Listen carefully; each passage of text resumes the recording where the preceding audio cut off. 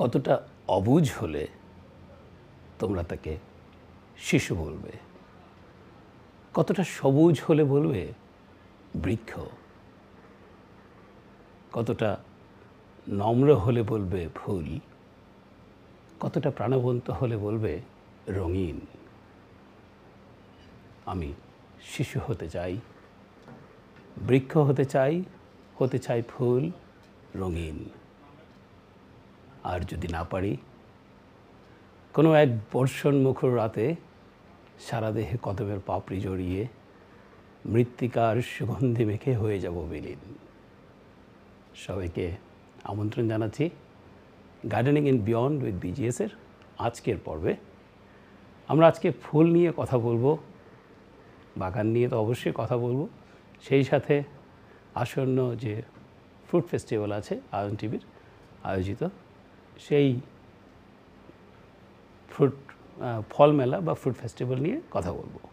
চলুন দেখি কারা আছেন আজকে আমার সাথে অতিথি হিসেবে। আমার বামে আছেন স্বনামধন্য অ্যাকাউন্টেন্ট এবং কমিউনিটি সেলিব্রিটি মাহবুব ভাই। আসসালামু আলাইকুম, স্বাগত জানাচ্ছি আপনাকে। আসসালামু আলাইকুম।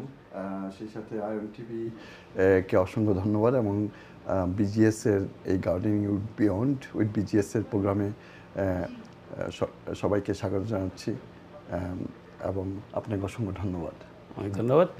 আছেন আমাদের বোন লাভলি আপা। আসসালামু আলাইকুম লাভলি আপা, আপনাকে স্বাগত জানাচ্ছি। ওয়ালাইকুম সালাম।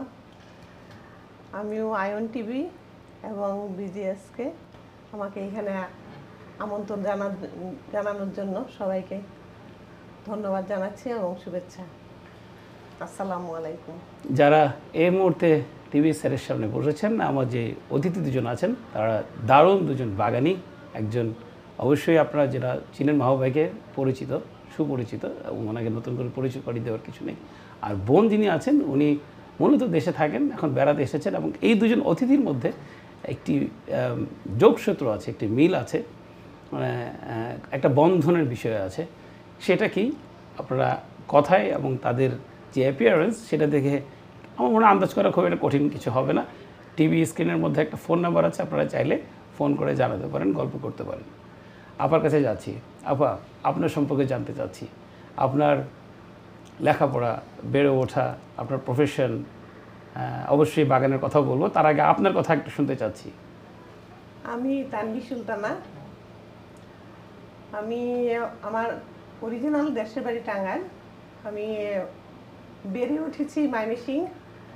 আমার আব্বার চাকরি সুবাদে ওখানেই আমার বেড়ে ওঠা, এবং বৈবাহিক সূত্রে আমি ওখানেই বিয়ে হওয়াতে ওইখানেই আমি থাকি, এবং চাকরির সূত্রে বলা যায় ময়মনসিংহে আমি বসবাস করি। চাকরির সূত্রে বলতে আপনার পড়াশোনার ব্যাকগ্রাউন্ড? আমার পড়াশোনা, আমি বোটানিতে অনার্স মাস্টার্স ওই ময়মনসিংহে আনন্দমোহন কলেজ অ্যান্ড বিশ্ববিদ্যালয় থেকে, এবং পরবর্তীতে আমি ওখানে একটা কলেজে বোটানির অ্যাসিস্ট্যান্ট প্রফেসর এবং botany head of the department হিসেবে রিসেন্ট রিটায়ার্ড করেছি।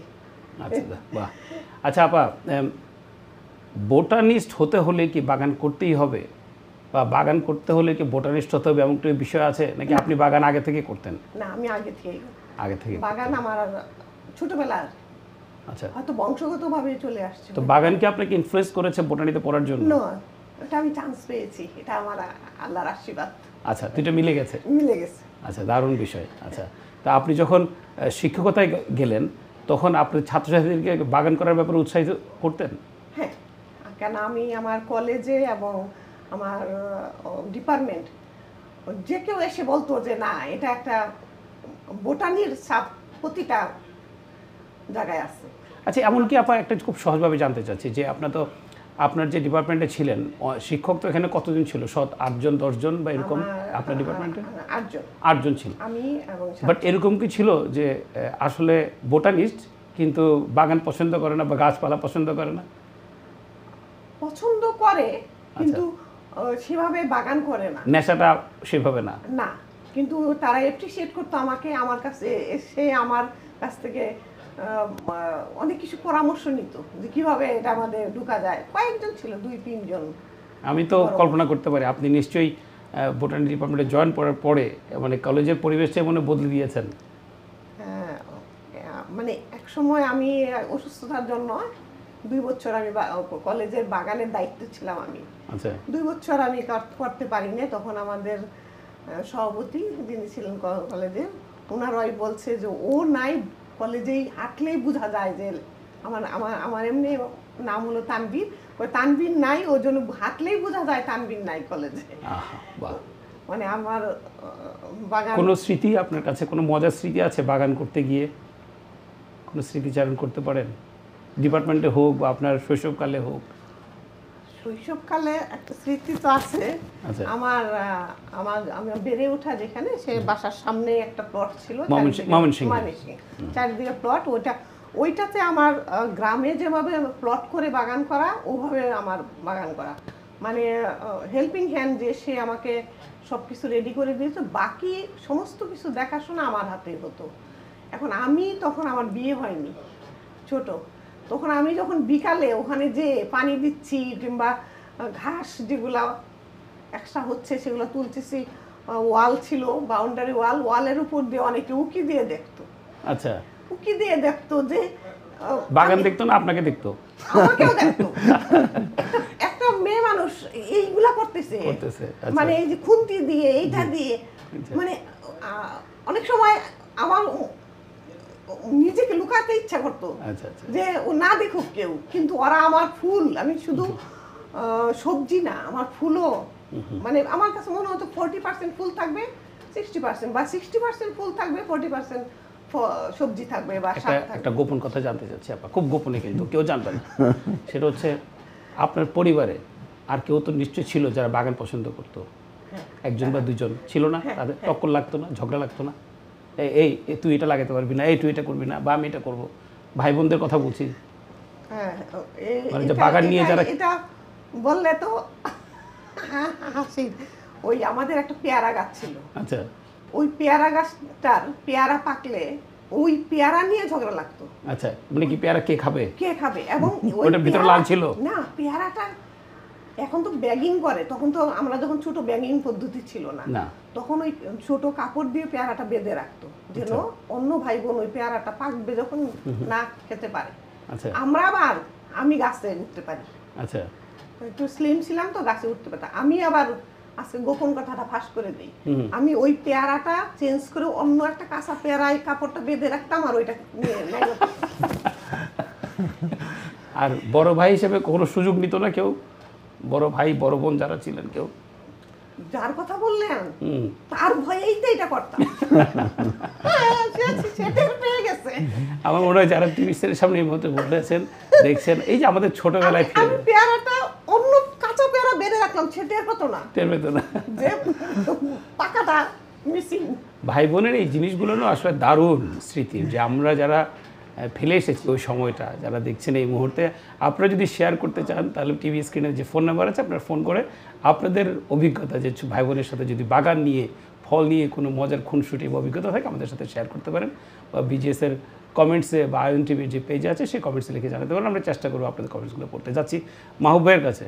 মাহবুব ভাই, আপনার কি এরকম কোনো স্মৃতি আছে যে আমাদের বোন যেরকম বললেন যে ওনার বোন এরকম করতো, আপনার বোন এরকম করতেন, বা আপনি কোনো অ্যাডভান্টেজ দিতেন? আমার বোন যদি করে থাকে সেটা আমি টের পাইনি কখনো।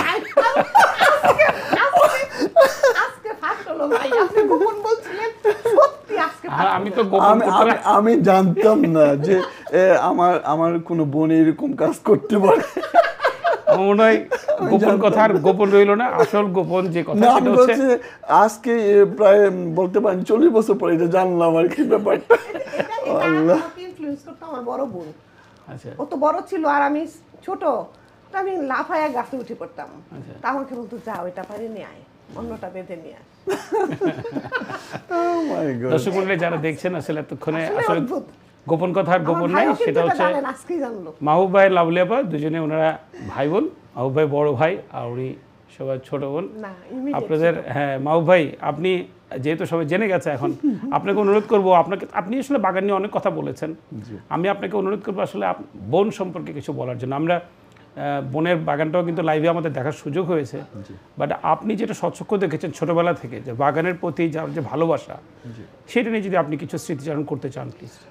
সত্যি কথা বলতে বাগানের ব্যাপারটা নিয়ে আমি ওর যে বাগান করার যে আগ্রহ বা যে বলবো যে ওর ডেডিকেশন, এটা আমি প্রথম অনুভব করি যখন আমি বিদেশে আমি আমি আমি খুব অল্প বয়সে বিদেশে চলে আসলাম পড়াশোনার জন্য অ্যাট দ্য এজ অফ 19। তখন ওর বয়স ছিল 1 বছর ছোটই আমার, তো 18 বছর বয়স। তখন কিন্তু ওইভাবে বাগান করতো না। আসলে আমি ওই স্কুল জীবনে আমি বাগান করা, এবং সেই সুবাদে আমি যখন বাগান করতে গিয়ে কেউ যদি আমাকে হাত দিত, তাহলে ওই মাঝে মাঝে ওই একমাত্র চলে আসতো বাগান করার ব্যাপারে। কিন্তু এরকম কোনো খুনতুসি বা এরকম ব্যাপার ছিল না আমাদের মাঝে। কিন্তু আমি সবচেয়ে সারপ্রাইজ হয়েছি যখন আমি বিদেশে আসার 5 বছর পরে যখন আমি বাংলাদেশে ফেরত যাই, আমি আমার বাসার যে পরিবর্তনটা লক্ষ্য করছি সেটা অভাবনীয় পরিবর্তন। এত গাছগাছালি, এটা মনে হতো যে রীতিমতো একটা কিন্ডার গার্ডেন আমাদের বাসাটাকে সে ট্রান্সফর্ম করছিল কিন্ডার গার্ডেনের মতো আর কি। মানে এমন কোনো জায়গা নাই, মানে হ্যাঙ্গিং বাস্কেট কথাটা আসলে আমি ইংল্যান্ডে আসার পরে আসলে তেমন ওইভাবে জানতে পারছি। কিন্তু ওই হ্যাঙ্গিং বাস্কেট, পট, তারপরে কম্বিনেশন কোন গাছটা কোথায় যাবে, কারণ ওর ওই নলেজটা ওকে হেল্প করছে। এবং এমন কিছু গাছ দেখছি যেগুলো আমি জীবনে কখনো দেখি না। বাংলাদেশে কিন্তু আমরা জানি যে আপনি খুব দারুণ একজন বাগানি এবং আপনি মূলত ফুল বাগান করতে পছন্দ করেন। আপনি কি লাভলি আপার কাছ থেকে ইনফ্লুয়েন্স হয়েছেন এই বাগানটা দেখে?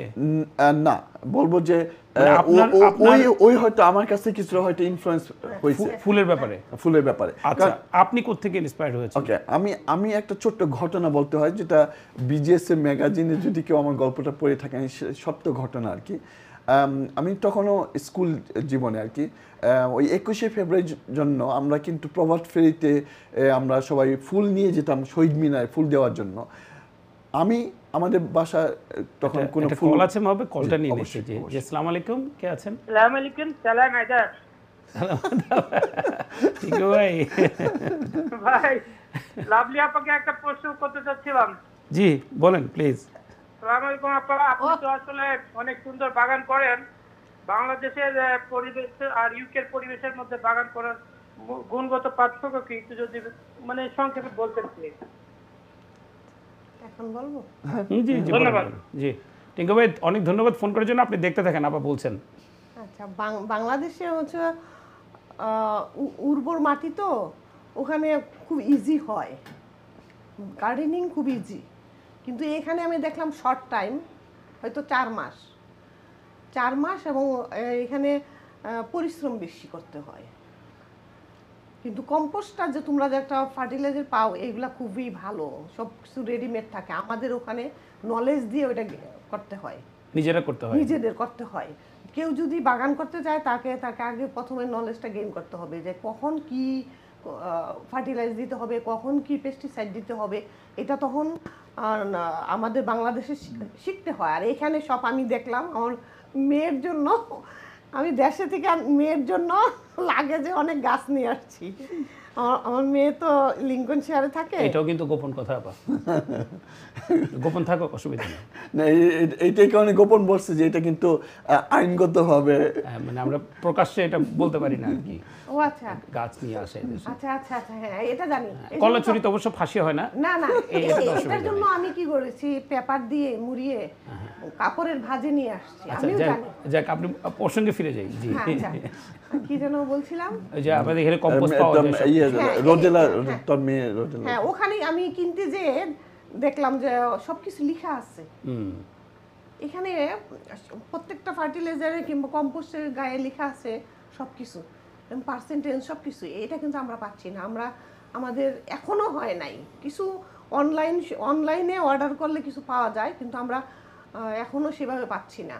নার্সারিগুলো গেলে নরমালি তারা সব রিসোর্সেস গুলো এখানে অনেক সহজ, বাট এখানে আবার যেটা আবহাওয়াটা যেটা বৈরী, সেখানে আপনাদের আবহাওয়াটা অনেক অনুকূল, অসম্ভব ভালো। আমাদের, আমি তাই বলি যে হাইওয়েতে যাওয়ার পরে আমি দেখলাম এখানে কোনো ফ্রুটস গাছ নাই। আর আমাদের রাস্তাঘাটে সব জায়গায় ফলমূল, মানে সবজি, প্রতিটা বাড়িতে। আমি তো বললাম যে আমাদের দেশ, আল্লাহ আলহামদুলিল্লাহ। তারপরেও কি আমাদের এত সুন্দর আবহাওয়া সত্ত্বেও হ্যাঁ, অনেক মানুষ এগিয়ে আসছেন, এখন ছাদ বাগান করছেন, ওনা বাগান করছেন, তারপরেও কি প্রয়োজনের তুলনায় এটা যথেষ্ট? আপনি কি মনে করেন যে অনেক মানে পোটেনশিয়াল রয়ে গেছে, চাইলে করতে পারে? যেমন আমি যখন যাই, আমাদের যে বিল্ডিং দেখি, আমাদের যে ফ্ল্যাটে, ওখানে 8-9টা ব্যালকনি আছে। একটা ব্যালকনিতে কিন্তু একটা মরিচ গাছ রাখলেই কিন্তু একটা পরিবারের চাহিদা পূরণ হয়ে যায়। আমি কোনো একটা ব্যালকনিতে একটা মরিচ গাছ দেখি না, এটা আমাকে খুব পীড়া দেয়।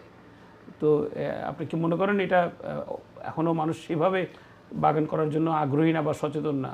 না, এখনো সেভাবে না, আগ্রহী না, অনেক ইচ্ছা করলে। কিন্তু আচ্ছা, আমরা কিছু কমেন্টসগুলো পড়ে নিয়ে আসি, আপনি কথা বলবো আবার। ডেজি অনুষ্ঠান দেখছে, মাঝহারুল ইসলাম ইমরান, বোধহয় আপনাদের কোনো আত্মীয় হবেন, বাংলাদেশ থেকে দেখছি, এখানে রাত 1টা বাজে। আপনার চাচাতো ভাই, হ্যাঁ। কিন্তু প্রিয় মানুষ দুজনকে একসাথে দেখার ইচ্ছা ছিল, অবশেষে রাত জাগা সফল। একটা কল আছে, কলটা নিচ্ছি। জি, আসসালামু আলাইকুম, কে আছেন? হ্যালো, আসসালামু আলাইকুম। আসসালামু আলাইকুম। জি, ওয়ালাইকুম আসসালাম, আপা বলেন। আমার গাছের মাঝে সদু আইয়া খেনে মরি যায়, মানে 6-7টা মরিয়া আছে, আইও মরি যায়। এবার দেখি তা সবজি কদু, মিষ্টি কদু বলা আর মরে, খিতা লাগে এটা হয়। আচ্ছা, এগুলো অনেকগুলো কারণে হইতে পারে আপা। প্রথম কথা হচ্ছে যে আপনার যখন কদু আসবে, আপনি দেখবেন কদুর ফুলের 2 রকম, একটা ছেলে ফুল আর একটা মেয়ে ফুল। হ্যাঁ, তো সন্ধ্যার সময় গিয়ে আপনি ওই যে ছেলে ফুলটার কাইটা নিয়ে মেয়ে ফুলের সাথে একটু পরাগায়ন বলে এটাকে, একটু জাস্ট লাগাই দিবেন আর কি। হ্যাঁ, আর নাহলে একটা ব্রাশ নিয়ে যদি ওই ছেলে ফুলটার মধ্যে একটু এইভাবে ঘষাইয়া আবার মেয়ে ফুলটার সাথে একটু টাচ করে দিবেন, একটু ঘষাই দিবেন, সন্ধ্যার সময় দিলে ভালো, তাহলে এটা পরাগায়ন হবে, ফলটা বড় হবে। হ্যাঁ, এটা একটা ব্যাপার। আরেকটা ব্যাপার হচ্ছে যে এখন কিন্তু আবহাওয়া খুব ড্রাই। আপনার এখন যেমন আজকে কালকে বা এই উইকেন্ডে কিন্তু 30 হয়ে যাবে টেম্পারেচার, সেক্ষেত্রে 2 বেলা গাছে পানি দিতে হবে। লাউ যদি প্রচুর পানি না দেন, তাহলে লাউয়ের যে ফলটা হবে সেটা বড় হবে না, ওটা সে গোড়াটা শক্ত হবে না, পড়ে যাবে, মানে বোটাটা শক্ত হবে না। আরেকটা যেটা হচ্ছে যে যখন একটা গাছে ফল আসতে থাকে, তখন তাকে প্রচুর খাবার দিতে হবে এই সময়টাতে। হ্যাঁ, আমরা যেরকম সন্তান হলে যেমন মাকে একটু বাড়তি খাবার দিই, ঠিক তেমনি গাছেরও এরকম বোন, যে আপনি চাইলে প্রতি সপ্তাহে এখন টমেটো ফিড বা বুস্টার ফিড, চিকেন ম্যানিউর, এই জাতীয় খাবার আপনি কিনে দিতে পারবেন। তবে যারা দেখছেন এই মুহূর্তে টিভি অনুষ্ঠানে, যে কোনো ফিড, ফার্টিলাইজার ব্যবহার করার আগে অবশ্যই ইনস্ট্রাকশনটা দেখে নিয়ে তারপর ব্যবহার করবেন। কখনো রোদ কোনটা দিনের বেলা ব্যবহার করা যাবে, কোনটা রাতের বেলা কী পরিমাণে ব্যবহার করবেন, সেগুলো একটু ভালো করে দেখে নেবে। যাই হোক, অনেক ধন্যবাদ আপনাকে ফোন করার জন্য। নুসরান যেদিন দেখছে, প্রভা দেখছে অনুষ্ঠান, অনেক সুন্দর সুন্দর কমেন্ট লিখছে। সব কমেন্টসগুলো আমি এখন পড়তে পারবো না মাহবুব, আসলে সম্ভব না, মানে লাইভের যেহেতু আমাদের একটু লিমিটেড সময়। হ্যাঁ, অনেক ধন্যবাদ সবাইকে। আপনার কমেন্ট দেখতে দেখেন। তাপ্তি রানী দাস দিদি দেখছেন, রেজা কাপা দেখছেন, সালাম দিয়েছেন, আরও অনেকেই দেখছেন লাইভ। অনেক ধন্যবাদ, দেখতে থাকুন আপনারা। তো যাই হোক, আমরা কথা বলছিলাম ভাই বোনের সাথে, যে দুজনেই বাগান প্রিয়। এবং আপনাদের এই যে বাগান প্রিয়, এই জিনিসটা কি মনে হয় আপনাদের আসলে রুটটা কোথায়? এটা কি আঙ্কেল কি বাগান পছন্দ করতেন, বা আপনারা কোত্থেকে পেয়েছেন যে আপনাদের রক্তের ভেতরে বাগান? এটা কিন্তু আসলে একটা মিস্ট্রির মতো, কারণ আমার আব্বা যদিও গ্রামে জন্ম, স্কুল জীবন পর্যন্ত গ্রামেই ছিলেন, তারপরে শহরে থাকতেন, কিন্তু কখনোই উনি বাগান করতেন না বা বাগান করার ব্যাপারে আমাদেরকে সেভাবে অনুপ্রেরণা দিতেন না। আমার আম্মা উনি কখনোই বাগান পছন্দ করতেন না আমাদেরকে। আম্মা ফল গাছ পেয়ারা চিন্তা করো আম্মা। হ্যাঁ, কিন্তু 5টা আম গাছ আমাদের শহরে বাসাতেই, ওয়ালের কিনারে 5টা আম গাছ, যে আমটা মিষ্টি সেটাই আমরা লাগাই ফেলতাম। এই যে ফলের কথা বললেন, আমরা কিন্তু আয়নটিভির মাহবুব ভাই, আপনি জানেন যে আমরা ফ্রুট ফেস্টিভ্যাল করতে যাচ্ছে। আপনি একটু বাসায় চিন্তা করছো, সব কিন্তু আম্মার লাগানো। আপনি একটু যদি ফ্রুট ফেস্টিভ্যালটা নিয়ে একটু যেহেতু প্রসঙ্গ আসছে, আমরা ফলের ভিতরে একটু যাই। হ্যাঁ, একটু বলতেন দর্শকদেরকে আয়নটিভির যে আগামী 27শে জুলাই মাইল্যান্ড স্টেডিয়ামে। এটা হচ্ছে কি জানেন, আমরা যারা বিদেশে আছি আর যারা প্রবাসে, তারা আমরা কিন্তু দেশকে খুব বেশি মিস করা মানে কি, আমরা আমাদের সংস্কৃতিকে অনেক সময় মিস করি, আমাদের যে পারিপার্শ্বিকতা, যে খাবার, যে গাছপালা, যে এই জিনিসগুলো আমাদের সংস্কৃতির একটা অংশ, ইভেন বাগান করাটা একটা অংশ। আমরা যে ফলমূল খাই, সেগুলো কিন্তু একটা আমাদের সংস্কৃতির একটা অংশ বলবো, এই কারণে যে আমরা কিন্তু ওখানে আমার দেশি খাবার খেয়ে, দেশি ফল-ফুল খেয়ে, মানে ফলমূল খেয়ে আমরা অভ্যস্ত। এগুলো আমরা কিন্তু খুব বেশি মিস করি। এখন আমরা সেই স্বাদটা যদি এখানে পাই এবং বাগান করার মাধ্যমে বা যখন ফলের মেলা যখন হয় তখন এটা কিন্তু আমরা খুব একটা এই জিনিসটা আমরা একটা মানে পূরণ করে দেয়, আমাদের যে অভাবটা সেটা পূরণ করে দেয়। এই কারণে যে আয়ন টিভির মাধ্যমে যে ফ্রুট মেলা হচ্ছে সেটা একটা বিশাল পদক্ষেপ মনে করি আমাদের। এই কারণেই আমরা কালচারের সাথে মিশে গেছে, এই কারণে আমরা ফল মেলাতে যাই, ফল কি বা না কিনি এই পরিবেশটা জন্য আমরা যাই। সেখানে যদি একটা কাঁঠালও কেউ কিনে নেই বা এক বক্স আমও নেই বা দেখলাম চোখের, সেটাও কিন্তু আমাদের জন্য অনেক কিছু পাওয়া। এবং এই কারণেই ফল মেলাটা আমাদের দেশের তুলনায় আমরা বিদেশে আমরা খুব বেশি অ্যাপ্রিসিয়েট করি বলতে পারেন। আমি একটা জিনিস অ্যাড করতে চাই এখানে মাহবুব ভাইয়ের সাথে, সেটা হচ্ছে যারা এই মুহূর্তে টিভি সামনে বসে দেখছেন, আমি ধন্যবাদ জানাতে চাই আয়ন টিভি এবং ফারুক ভাইকে যে এত সুন্দর একটা ফ্রুট ফেস্টিভ্যাল আয়োজন করার জন্য। এবং আমরা যেটা করছি দল বেঁধে আমাদের এলাকা থেকে আসছি মাহবুব ভাই, এবং এসে আমরা ফল কিনে নিয়ে পরের দিন আমরা আমাদের এলাকাতে ফ্রুট পার্টি করছি। ঠিক তেমনি আপনারা যারা দেখছেন অনুষ্ঠান, আপনারা চাইলে কিন্তু এই মেলাতে আসলে পরে আপনি এখানে আম, কাঁঠাল, লিচু, কচি ডাব থেকে শুরু করে এমন অজানা অনেক ফল পাবেন যেগুলো নিয়ে, ইভেন ছোটো ছোটো কলা গাছ, আমরা যেমন চাপা কলা, বাংলা কলা, এগুলো তো আমরা সাধারণত এখানে পাই না, বাট ফল মেলাতে এগুলো পাবেন। নিয়ে গিয়ে আপনি কিন্তু একটা ফ্রুট পার্টি আয়োজন করতে পারেন। হ্যাঁ, আচ্ছা আপা আপনার কাছে যাবো একটু। এটা কি শুধু দেশীয় ফলের মেলা হচ্ছে? দেশি বিদেশি নানান জাতের ফল, তবে মূলত দেশি নেক্সট জেনারেশনকে ফলটাও চেনা যাচ্ছে। আপা আপনার কাছে আসছিলাম এটা নিয়ে যে আপনি একটা জানেন যে আপনি যেহেতু বোটানিতে পড়াশোনা করেছেন, যে আমাদের সংস্কৃতির সাথে একসময় রাজা বাচ্চারা তাদের দরবারে কিন্তু এরকম ফলের উৎসব হতো। আপনি একটু এইটা নিয়ে একটু কিছু বলবেন প্লিজ। আগে যেটা হতো সেইটা নিয়ে আমার এত আচ্ছা, আমাদের আপনি জানেন কিনা যে গোপাল ভাঁড়ের অনেক কাহিনীও কিন্তু আছে, যে দরবারে এরকম আম খেতে বসেছে, হ্যাঁ এরকম, এটা নিয়ে অনেক মজার মজার রসাত্মবোধক ব্যাপার আছে, যেটা যে ফল নিয়ে আমাদের কালচারের সাথে, যেমন আপনি দেখেন বোনের বাসায় কিন্তু ফলের মৌসুমে ফল পাঠাতে হয়। এখন আমাদের দেশে যেটা হচ্ছে, আমরা ছোটবেলায় এটা দেখি নাই। ছোটবেলায় দেখেছি যে একটা উৎসব হলো বা একটা বাসায় পিঠা বানালো, আমাদের দিয়ে আম্মা প্রতিটা মানে পড়শিদেরকে পিঠা পাঠানো হতো উৎসবে, কিংবা একটা ফল হলেও পাঠানো হতো, দুইটা হলেও পাঠানো হতো, যে গাছে ধরছে পাঠানো হতো। এখন তো হয়ই না। কিন্তু আমরা অনেক ফল চিনি না, কারণ আমরা তো ছোটবেলা আমাদের দাদার বাড়ি, নানার বাড়ি গ্রামে আমরা চলি, কিন্তু আমার পরবর্তী জেনারেশনে কিন্তু তাদের দাদা বাড়ি শহরে। আমি কিন্তু আপনার সাথে আপা নানি বাড়ি দাদি বাড়ি নিয়ে গল্প করবো, তার আগে আমরা একটা ছোট বিরতিতে যাচ্ছি। দর্শক মণ্ডলী যারা এই মুহূর্তে টিভিশনের সাথে সেশনে বসছেন, আমরা গার্ডেনিং বিয়ন্ড উইথ বিজিএস এর দুই ভাই বোনের সাথে দারুণ বাগান নিয়ে গল্প করছিলাম, এবং সবাইকে আমন্ত্রণ জানাচ্ছি আগামী 27শে জুলাই যে ফুড ফেস্টিভ্যালে সেখানে আসার জন্য। আমরা ফুড ফেস্টিভ্যাল নিয়ে আরও মজার কথা বলবো বিরতির পরে। দেখা হচ্ছে শীঘ্রই।